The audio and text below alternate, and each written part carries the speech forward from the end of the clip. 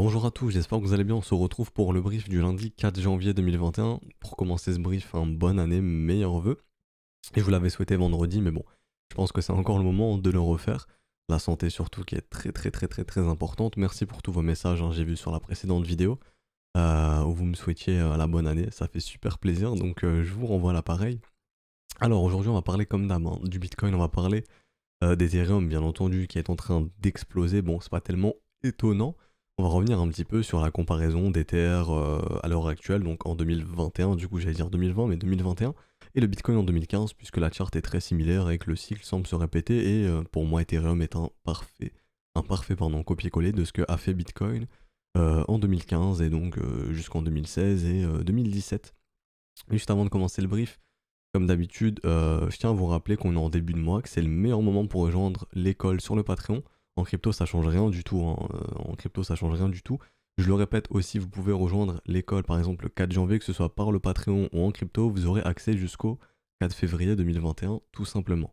Hein. C'est pas par exemple, on rentre le 20 janvier et on n'a plus accès le 1er février, non, c'est vraiment 30, 31 jours, ok? Et voilà, donc c'est juste pour rappeler que c'est le meilleur moment pour rejoindre via le Patreon si jamais tous les liens sont en description.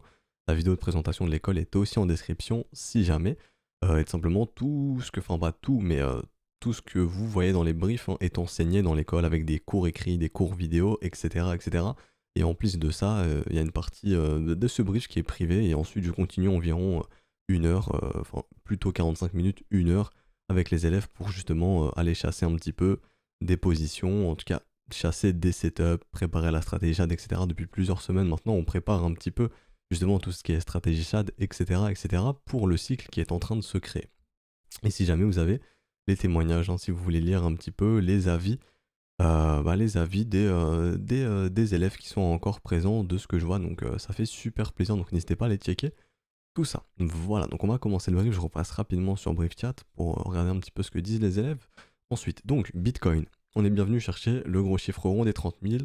Comme on l'avait dit, ça permet tout simplement aux médias d'en parler. On a vu France 2, de ce que j'ai vu, à parler du Bitcoin, BFM, bon voilà, tous les médias que vous connaissez. On parlait du Bitcoin, gros titre, 30 000 dollars. Donc ce qui fait que l'intérêt augmente encore. Est-ce que c'est mauvais signe dans le sens où ça y est, c'est le sommet de marché? Pour moi, non. Peut-être consolidation, c'est pas. En fait, ça m'étonne même pas d'avoir tous les médias qui s'intéressent au Bitcoin dans cette grosse zone d'extension, puisque cette zone d'extension est une zone où, théoriquement, je dis bien théoriquement, on devrait consolider sur Bitcoin. On peut totalement exploser cette zone, c'est-à-dire qu'on peut se retrouver à 50 000 à la fin janvier, ça on en parlera justement. Sur les options, encore une fois, on a de gros niveaux d'intérêt sur les 52 000 pour fin janvier. Alors est-ce que utopie, est-ce que c'est une utopie et les gens sont dans une fiction et on n'ira pas à 52 000, ou est-ce que des mecs sont au courant encore une fois de quelque chose, ou est-ce que ces mecs qui sont en train de parier sur les 52 000 ont les moyens de pousser le prix jusqu'à 52 000 dollars pour fin janvier? Ça c'est notre question, mais on ira voir ça juste après. En tout cas, on a ce gros niveau d'intérêt sur les 36 000 dollars pour fin janvier. Il est très probable qu'on soit autour ou au-dessus des 36 000 pour fin janvier, puisque quelqu'un a parié très gros quand on était ici. Donc ce quelqu'un, je pense pas que ce soit n'importe qui, c'était en octobre, c'était fin octobre, donc quelqu'un avait parié sur les 36 000 pour fin janvier, bon maintenant on est à 31 000, ça paraît être une fiction d'être à 36 000 pour fin janvier, bon maintenant on y est quasiment, c'est aussi une target technique, 200% d'extension, du sommet jusqu'au bottom, donc grosso modo l'extension de 200% de 20 000 dollars jusqu'à 3 000 dollars, et on semble proche de cette target. Alors maintenant, est-ce qu'on a un signe de sommet sur ce marché? Est-ce que c'est le moment de vendre tous vos bitcoins? Pour moi, bien entendu, non, il n'y a aucun signe de sommet ici. En weekly, il n'y a aucun signe. On est dans des zones où certains peuvent commencer à prendre profit, où bitcoin pourrait euh, ralentir, on pourrait souffler un petit peu après ce gros rallye qu'on a. Mais on peut très bien continuer de monter, de monter, sans s'arrêter. Rappelez-vous, tant que William, ici, donc William, c'est la petite MA13 que vous voyez juste ici, la petite ligne jaune, tant que cette ligne jaune sera dans la partie noire, juste ici, donc en état de surachat, tout simplement, ça voudra dire qu'on est dans un marché qui est stupide en état de surachat. Donc, on est dans un mouvement tendanciel qui est très fort. On peut continuer de pumper comme ça sans trop de soucis. Ça me rappelle un petit peu ce qu'on avait fait juste ici, là. Donc, juste ici, on a eu 1, 2, 3, 4, 5, 6, 7, 8. Donc, je vais recompter 1, 2, 3, 4, 5, 6, 7, 8 semaines de hausse. enfin même plus en réalité, en 1, 2, 3, 4, 5, 6, 7, 8, 9, 10, 11, 12. 12 semaines de hausse en consolidation. Hein, donc ça, c'était le petit retour premier arrêt. Donc pendant 3 mois, le Bitcoin est monté, monté, monté, monté, monté. Donc actuellement, nous, si on compte vraiment tout ce qui est bougie vert, etc., on est à 1, 2, 3, 4, 5. Bon, ici, c'était plus consolidation, donc je vais prendre ici le W weekly. Donc 1, 2, 3, 4, 5, 6, 7, 8, 9, 10, 11, 12, 13, 14. 14 semaines. Donc là, on est sur un mouvement qui est encore plus fort, si j'ai envie de dire, que le mouvement précédent. Mais on peut rester encore comme ça 1, 2, 3, 4 semaines. On peut encore avoir cette hausse.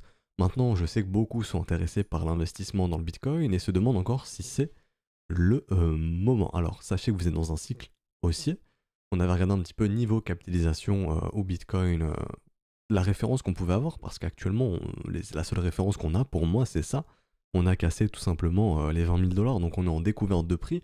Donc la seule référence qu'on a pour moi, c'est les zones d'extension, les mouvements de continuation, donc AB égale CD lorsqu'on a des consolidations, et bien entendu les capitalisations d'autres marchés. Alors est-ce qu'on peut comparer Bitcoin à une action directement? Pour moi non, mais niveau capitalisation c'est intéressant de voir où est-ce que Bitcoin se situe. Et Bitcoin a une capitalisation équivalente à Tesla. Faut savoir que Facebook c'est un petit peu au-dessus, ensuite on aura Google, Amazon et Apple bien entendu.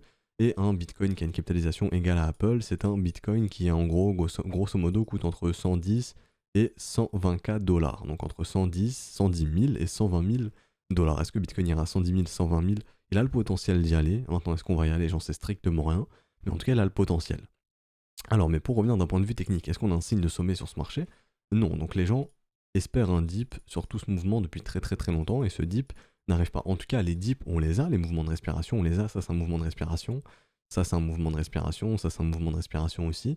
Mais les gens espèrent le mouvement bien brutal qu'on a généralement sur le cycle, enfin dans un cycle Bitcoin classique qui est retour premier arrêt, comme on a eu ici, on a eu ici, on a eu pas eu ici, mais on avait eu ça plus bas.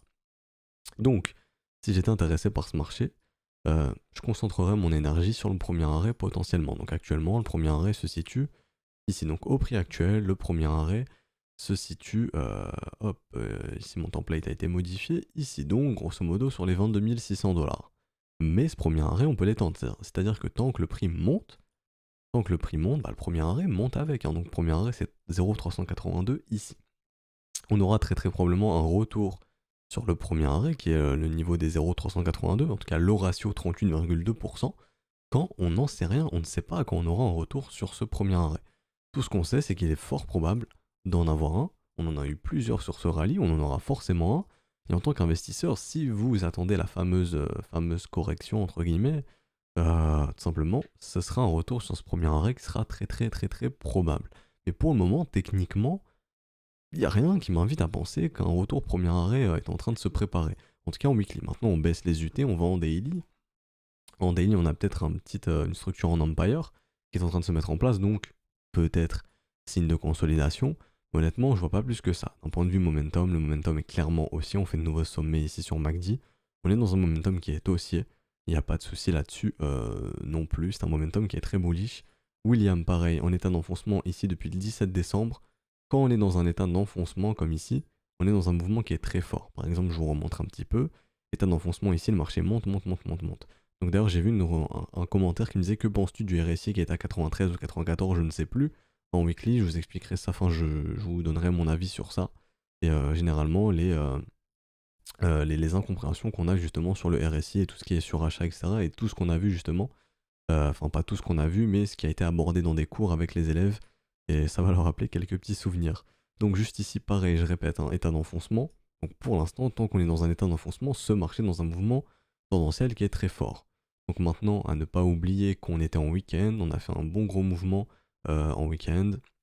Les instituts n'étaient pas présents, donc on peut tout simplement revenir proche des niveaux de prix où on avait clôturé pour nos amis institutionnels. Hein. Donc je regarde un petit peu, on a clôturé jeudi, si je dis pas de bêtises. Jeudi 31, non 30, logiquement 30 ou 31. Donc quelque part par là.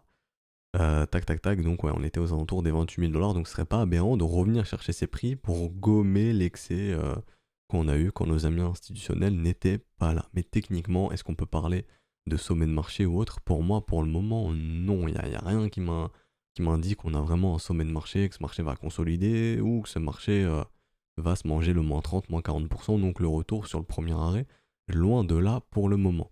Mais je le répète, d'un point de vue localisation, on est dans des grosses zones où Bitcoin devrait commencer à ralentir, potentiellement à ralentir un petit peu. S'il ne veut pas ralentir, Bitcoin ne va pas ralentir.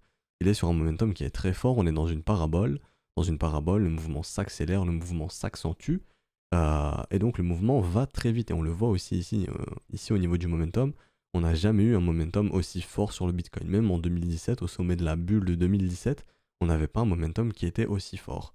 Et je le répète, hein, je sais que je le répète souvent, mais bon, on avait cette grosse contraction, résolution haussière, grosse volatilité haussière, tout simplement. On a bien eu cette grosse volatilité juste ici. Et même ici en weekly, est-ce qu'on a quelconque information que ce mouvement est terminé? Pour moi, non. Pour moi, du tout. Donc si Bitcoin veut monter, il faut tout simplement le laisser monter, hein. Tout simplement, c'est un marché qui est bullish, qui est contrôlé par les bulls. Donc maintenant, on va descendre un petit peu sur les UT. On avait vu ce mouvement de continuation qui s'était mis en place, donc un creux, deux creux, trois creux, la structure, le biais. Et ici, une target max à 32 430, donc ici, pas de problème. Ce step de continuation s'est bien déroulé. On s'en fiche un petit peu.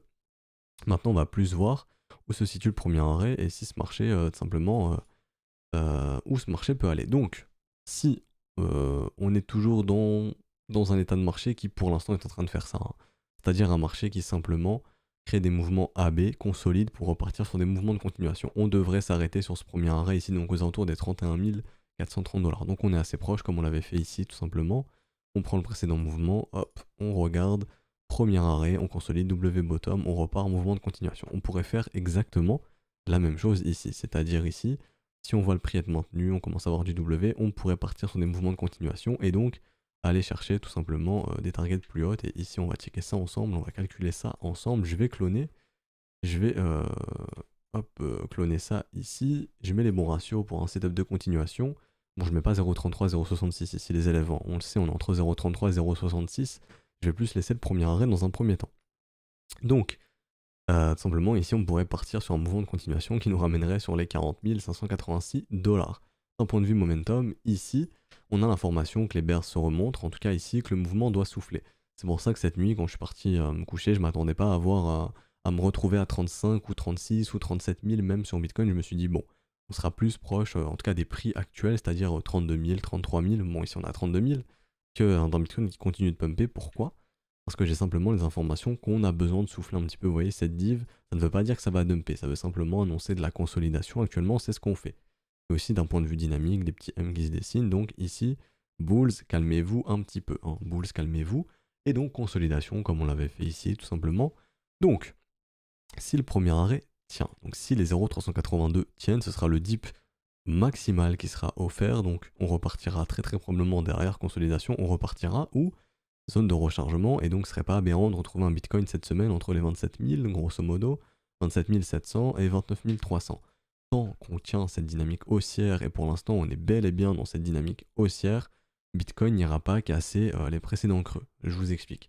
Creux ultime ici, creux ultime ici, creux ultime ici. Ensuite, creux ultime ici, donc quoi qu'il arrive, si on poursuit cette dynamique haussière, Bitcoin ne peut pas, théoriquement, si on poursuit bien cette dynamique, je dis bien théoriquement, on ne peut pas se retrouver sous les 25 800. Donc théoriquement, tant qu'on tient cette dynamique, les dips maximum qui vous seront offerts seront en zone de rechargement, donc entre 29 400 et 27 800, ou à l'heure actuelle, comme on est en train de le faire, le premier arrêt, donc grosso modo 31 400, 32 000 $. Le marché, théoriquement, ne devrait pas, je dis bien ne devrait pas, si on maintient bien cette dynamique, hein, repasser sous les 25 900. Donc cette zone de rechargement pourrait être une excellente opportunité pour ceux qui suivent ce mouvement, tout simplement, pour suivre ce mouvement, pour suivre la tendance, donc suivre cette dynamique, ok? Et pour les trésors de continuation, encore une fois, ceux qui suivent les setups de continuation, un creux, deux creux, trois creux, la structure, etc. Enfin, un creux, deux creux, trois creux, le momentum et la structure ensuite, permettrait de déclencher un setup de continuation. Les élèves, vous me suivez, je pense. Et d'un point de vue momentum, comme je le dis, on a besoin de souffler un petit peu, et quand cette div sera avalée, quand les bulls reprendront le contrôle du momentum, on pourra se dire, let's go, on peut repartir. Par exemple, c'est exactement ce qu'on a fait ici, hein. L'histoire se répète. Ici, petit div de momentum. Le momentum nous indique, ok, bulls, calmez-vous, consolidation. On attend, on revoit du W se montrer sur MACD. À ce moment-là, donc ici, juste ici, on a bien eu l'information. Donc quand ce W a pris forme pour moi, hein, Donc ici, on a bien eu l'information que les bulls ont récupéré le momentum, donc le 29 décembre à 14 h. Donc grosso modo, 29 décembre, 14 h. Ici, les bulls ont récupéré le momentum, le W s'imprime, on repart. Bah, actuellement, c'est la même chose qu'on attend, je pense, de voir des bulls récupérer le momentum. On a nettoyé un petit peu le mouvement haussier, donc c'est-à-dire, voilà, petite consolidation, on consolide un peu, ensuite on repart. Ça, on peut s'attendre à ça, bien entendu. Et donc, il faudra regarder un petit peu quand les bulls reprendront le contrôle du momentum. Pour l'instant, les bears sont en contrôle de celui-ci, donc il faut s'attendre à de la consolidation. Et c'est pas parce que je dis bears sont en contrôle du momentum qu'on va dumper. Il faut vraiment prendre en compte la différence entre un dump dans le sens où vraiment on reprend une dynamique baissière, on a un marché qui est contrôlé par les vendeurs totalement, et juste un momentum qui est contrôlé par les vendeurs dans un mouvement haussier très puissant. Donc simplement consolidation. Ici, on est en consolidation. Ok, donc consolidation. On n'est pas dans un mouvement qui est correctif, on consolide tout simplement. Et cette consolidation, on verra si elle s'arrête sur le premier arrêt ou en zone de rechargement. Ok. Mais pour l'instant, en tout cas à l'heure actuelle où je tourne ce brief et au jour actuel qui est le 4 janvier, il n'y a pas de signe de top majeur, il n'y a pas de signe de grosse correction, moins 30, moins 40% comme Bitcoin aime bien le faire dans un cycle haussier, donc simplement le retour premier arrêt qui nous permet de juger de la tendance, du marché. Est-ce qu'on est toujours dans un mouvement tendanciel ou non? Et dans un bull market, on reste dans un mouvement tendanciel, donc c'est pour ça que le marché retrace très très très rarement, voire jamais sous le premier arrêt. Ok. Je parle pas de ce premier arrêt ici, hein. Je parle vraiment du premier arrêt du mouvement entier dont on avait vu ça au début du brief. Alors maintenant, simplement sur cette charte, on m'a dit en weekly, que penses-tu du RSI qui est à 93 ou je ne sais plus à combien? Alors, un RSI qui est à 93 n'est absolument pas bearish, ok? Un RSI qui est en surachat n'est absolument pas bearish. Ça ne veut pas dire que le marché va baisser. Généralement, quand vous apprenez un petit peu le RSI, on vous dit surachat, faut pas acheter. Et on vous dit survente, faut acheter, c'est le meilleur moment. Non, ça c'est faux. Ok? C'est faux. Ce n'est pas parce que le RSI est en zone de surachat que le marché va descendre. Justement, c'est très bullish. Quand on est bloqué en surachat, on appelle donc ça un enfoncement. Et un enfoncement en surachat, c'est très très bull. Ce qui est très puissant et ce qui annonce une consolidation dans un premier temps, ou en tout cas une grosse pause sur le mouvement, c'est quand vous allez voir du M se dessiner en zone de surachat et idéalement divergent, comme on l'avait fait ici par exemple. Ok? Donc ici, M, divergence, tout simplement ici. Et là, on a l'information que les bears récupèrent le momentum. Ici, en échelle hebdomadaire, donc ensuite, voilà, tout ce qui s'est passé, le M weekly s'est instauré. Et le Bitcoin n'a plus fait de sommet, grosso modo, du 24 juin 2019 jusqu'au 2 novembre 2020. Ok? Tout simplement. Ça veut simplement dire ça. Mais ici, on est bel et bien sur un momentum qui est bullish, hein. On voit des W partout, W ici, nouveau W ici en zone de surachat. Ça, c'est très très bullish. Quand vous voyez du W sur le RSI qui se fait en zone de surachat, c'est extrêmement bullish. Donc ça, c'est très très très très très bull. Donc tant qu'on ne voit pas de M comme ça en zone de surachat, on ne se dira pas qu'on a une perte de momentum. Et donc on s'attend de la consolidation. Non. Tant qu'on n'a pas ça, on s'en fiche que le RSI soit à 93, à 95, à 100 même, on s'en fiche. Bon, c'est quasiment possible d'aller chercher 100, mais on s'en fout, ok? On peut même voir ça, c'est-à-dire que le RSI peut faire ça, la divergence, en tout cas les structures ne seront pas confirmées. Donc le marché peut continuer de monter même si on fait ça, et donc là on sera dans un squeeze, donc dans une contraction du momentum, et donc il y aura soit résolution haussière, ça serait très très bullish, et donc là on aurait vraiment encore une grosse accélération du prix, ou alors ça c'est simplement, ça part en M, résolution baissière, donc là oui on a l'information, bulls calmez-vous, et donc là on pourra s'attendre à de la consolidation, puisqu'on aura une perte de momentum côté bulls. Mais actuellement, c'est pas parce qu'on a un RSI qui est à 93 que c'est la fin du monde. Maintenant, pour les investisseurs, je comprends totalement que vous pouvez justement essayer de situer un petit peu l'état de marché et de vous dire que je vais plus chercher à investir sur un marché qui est survendu que sur un marché qui est suracheté. Je suis totalement d'accord avec vous. Mais c'est pas suffisant parce que vous pouvez acheter un marché qui est en état de survente et vous mangez encore du moins 50, moins 60%. Par exemple, il suffit de regarder les alts, on est dans des états de survente. Et justement, ce qui est intéressant, c'est quand on voit justement le RSI sortir de cet état de survente, instaurer une divergence ou non, pas besoin de divergence hein, si ça ne fait pas partie de votre plan, mais au moins réinstaurer un momentum qui est encourageant. Comment on instaure un momentum encourageant? Quand on dessine du W tout simplement, ok? Mais c'est pas parce que le marché est en état de surachat, et je reviens là-dessus, hein, qu'on va dumper du tout. Du tout, du tout, du tout. Quand on est dans un état d'enfoncement, c'est très très très très bullish. Je tiens vraiment à insister là-dessus. Donc actuellement, on est en weekly, on a un momentum qui est très très fort, on a un momentum qui est très très bullish, et on s'en fout que le RSI soit à 93 ou à 90, etc., etc. Ça fait pas de moi de quelqu'un de très très bullish, mais pour moi c'est très important de vous expliquer ça parce que vous pouvez faire de grosses erreurs de shorter parce qu'on est en surachat, mais non, ici on est dans un enfoncement, c'est très très très très bullish. Alors, maintenant d'un point de vue spreads, donc les spreads, une demande qui est croissante, un sentiment qui est très prononcé certes, mais une demande qui est très croissante, et tant qu'on ne reverra pas de gros M sur les spreads et ensuite de gros M sur le cours, il n'y aura pas à s'inquiéter. Donc pour moi ici d'un point de vue spreads, la demande est croissante. On est sous Contango, c'est ce qu'on veut voir dans un mouvement haussier, il n'y a pas à s'inquiéter. La même chose sur Ethereum qui a un store de gros W sur les spreads, LTC pareil, donc tout va bien. Ici pour le marché crypto, on est bien sur une demande qui est croissante tout simplement. Donc c'est bon signe, c'est très très encourageant.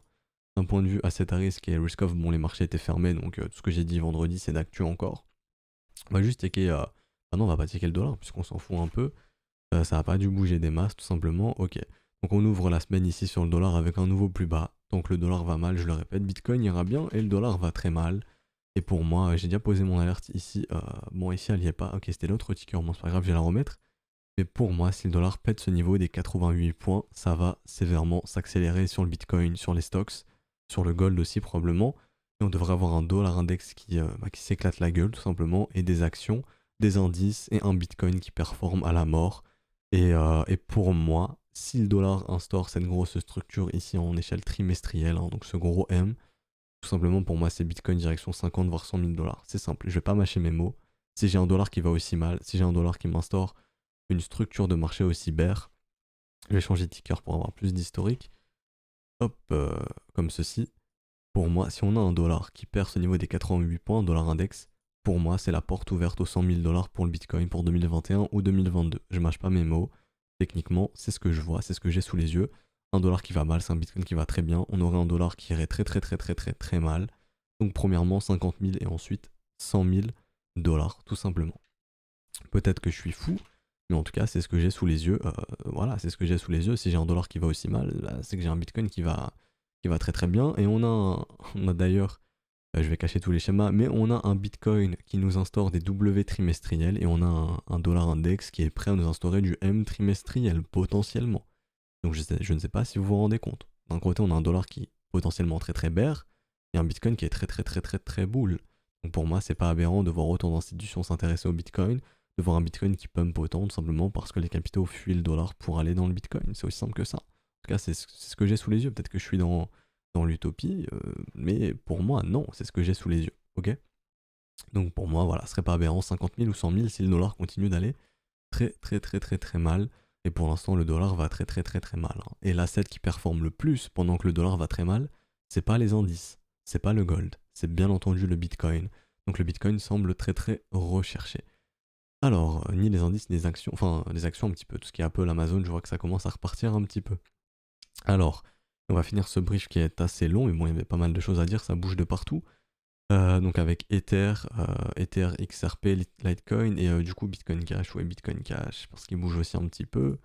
Ok, voilà, juste ici Bitcoin Cash. Donc, Ethereum, on avait vu cassure du premier arrêt, rappelez-vous quand le premier arrêt cède, très très probablement un petit tour en zone de rechargement de short. Maintenant, c'est chose faite, ça a été très vite, c'est très brutal. Mais bon, c'est comme ça, cassure du premier arrêt, direction zone de rechargement de short. On va regarder un petit peu les niveaux résistants, il y avait celui-ci qu'on a explosé. Il y avait celui-ci qu'on a aussi explosé, donc juste ici 913 dollars. Et on a l'avant-dernier et le dernier niveau résistant qui sont ici, donc en gros 1245 et 1350 dollars. On est en zone de rechargement de short, certains vont chercher à prendre profit.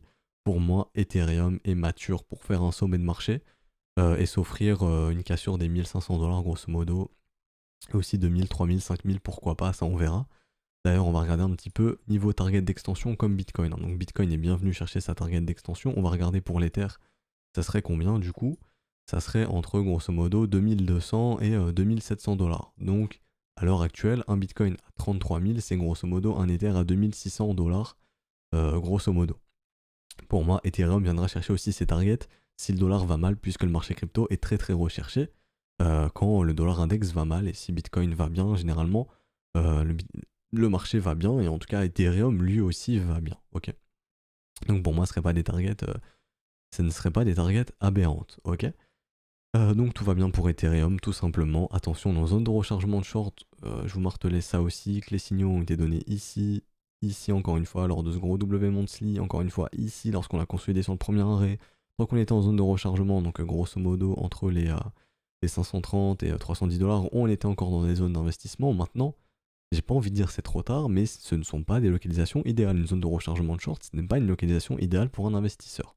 Tout simplement, bien que vous pouvez encore investir sur Ethereum, si il correspond à vos conditions, tout simplement. Si vous retrouvez les conditions que vous êtes imposées pour investir, let's go. Mais d'un point de vue technique, sachez que la zone de rechargement de short, c'est pas une zone idéale en tant qu'investisseur. Maintenant, je vous compare rapidement Ether et Bitcoin. Pour moi, Ethereum de 2020 et 2021, du coup, bah, c'est simplement le Bitcoin de 2015. Hein. Donc, je repasse sur Bitstamp ici, mais pour moi, grosso modo, ça, c'est la charte d'Ethereum. Hein. Donc, c'est-à-dire un gros W monthly, comme on a eu sur, donc je passe en monthly, échelle mensuelle. Pareil, gros W monthly sur Bitcoin, ensuite pump, pump, pump, et on ne l'arrête plus, et nouveau sommet, et voilà, gros mouvement parabolique, comme on l'a tous connu. Bah, pour moi, Ethereum, c'est exactement la même chose, je peux me casser la tête. W monthly, on pump, pump, pump, et bon, bah, le dernier rempart, c'est la cassure du sommet, et ensuite, pourquoi pas, un gros mouvement parabolique, comme Bitcoin l'a fait en 2017, qui pourrait nous ramener dans les 3, 4, 5, voire 10 000 $, qui sait. Pour moi, la charte, c'est exactement la même, et le cycle se répète. Donc pour moi, Ethereum très très bullish, il n'y a pas de souci là-dessus. La dynamique est clairement haussière, le momentum est clairement haussier, des W dans des W sur un momentum en échelle hebdomadaire. C'est très très très très très bullish, et même en daily. Hein. Ici, on a un momentum clairement qui continue de faire des W, donc un momentum contrôlé par les bulls. Et la même chose qu'on avait eu ici, ce que je vous expliquais sur Bitcoin juste avant. Ici, on peut voir un momentum qui diverge. Hein. Donc, signe de consolidation. On consolide, on fait pas grand chose.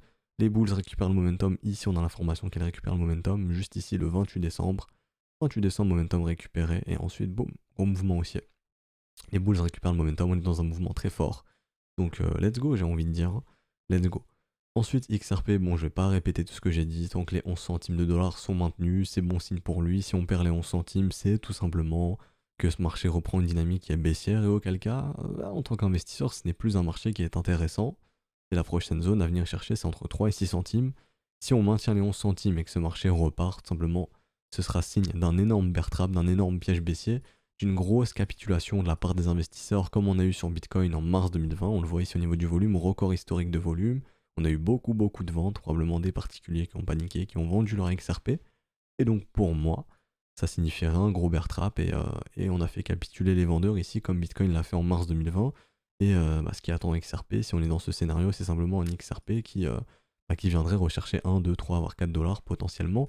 Je sais que ça peut faire très très bullish vu l'état de marché actuel, mais pour moi, tant que ces W ne sont pas avalés, ça montre que les institutions ont accumulé ici, qu'elles défendent leur prix d'achat tout simplement, et qu'ensuite elles vont pousser ce marché. Tout simplement, comme on a fait sur Bitcoin en mars 2020. Je sais que ça peut sembler utopique à l'heure actuelle en janvier 2021, on verra bien où on est dans plusieurs mois. Et je le répète, si on perd les 11 centimes de dollars, on met une croix sur ce scénario-là. Bien entendu, on met une croix dessus, ce ne sera plus possible. Alors, Litecoin, bon bah Litecoin qui s'offre ici un nouveau sommet. On a donné vie à cet énorme W monthly du coup, hein, sur cet énorme W monthly. Tout simplement, enfin non, si on clôture comme ça ce mois-ci, ce serait très très bon signe. Mais on est en train de donner vie à ce W monthly, on est en train de travailler le premier arrêt. Comme Ether, peut-être que Litecoin va consolider ici, quand on aura cassure du premier arrêt, on se donnera un rendez-vous entre les 230 et 300 dollars grosso modo sur Litecoin. Et Litecoin est très très haussier, il n'y a pas de souci là-dessus. Et pour clôturer ce brief qui a été assez long quand même, Bitcoin Cash, alors Bitcoin Cash qui lui est en zone de rechargement de short de ce range, honnêtement je m'en fiche un petit peu, ce que je vois plus c'est un Bitcoin Cash qui fait des W dans des W weekly, bien que Bitcoin Cash est détesté, il y a de l'intérêt institutionnel, ça a explosé sur Grayscale, je sais pas si vous avez vu le rapport, on parle en milliers de pourcents, donc il y a de l'intérêt institutionnel sur Bitcoin Cash tout simplement, qu'il soit détesté ou non je m'en fous, ce que je vois techniquement c'est un asset qui me fait des W weekly dans des W weekly sur des zones de prix similaires, donc ici, ici, ici, des W partout, et on est à l'aube de potentiellement un énorme W, tout simplement, donc des structures très très bullish, et de retrouver un Bitcoin Cash qui se retrouve très rapidement dans les prochaines semaines à 1500 dollars, ça m'étonnerait pas du tout. Est-ce que je vous pousse à l'achat ici? Non, je vous dis juste que d'un point de vue technique, d'un point de vue dynamique, on a un Bitcoin Cash qui est en train d'instaurer un énorme bottom ici, et ça fait de lui tout simplement en tant qu'investisseur un excellent candidat pour simplement faire du profit. Quand on est investisseur, on cherche à faire du profit, et j'ai un asset devant moi qui me montre qu'il est potentiellement prêt à performer pour les prochaines semaines, Et pour moi, le dernier niveau à venir casser maintenant, c'est les 520 $. Si on s'affranchit des 520 $, derrière, ça pourrait partir tout simplement en ligne droite. Voilà pour Bitcoin Cash un petit peu le topo. Et pour les investisseurs qui sont intéressés par ce genre d'asset, on est encore dans des localisations qui sont très très intéressantes, surtout vu les structures qu'il instaure. Voilà, je n'en dirai pas plus. Donc si ce brief vous a plu, n'hésitez pas à laisser un petit pouce bleu si ce n'est pas déjà fait, à vous abonner si ce n'est pas déjà fait non plus, à nous rejoindre sur Discord, hein, je le répète, il y a la communauté qui est totalement gratuite encore, elle le restera bien entendu cette partie, hein. Donc n'hésitez pas à nous rejoindre, le lien est en description dans les commentaires. Rejoindre l'école aussi si vous souhaitez apprendre tout ce que j'enseigne, tout ce que je montre ici dans les briefs. Tout simplement, si vous voulez des cours écrits, des cours vidéo, si vous voulez simplement accéder aussi aux briefs privés avec les autres élèves, il n'y a pas de souci, vous pouvez nous rejoindre, surtout qu'on est encore en début de mois, c'est le meilleur moment pour le faire via le Patreon, tout simplement. Donc, on se retrouvera donc probablement demain ou mercredi pour un prochain brief. Ciao ciao.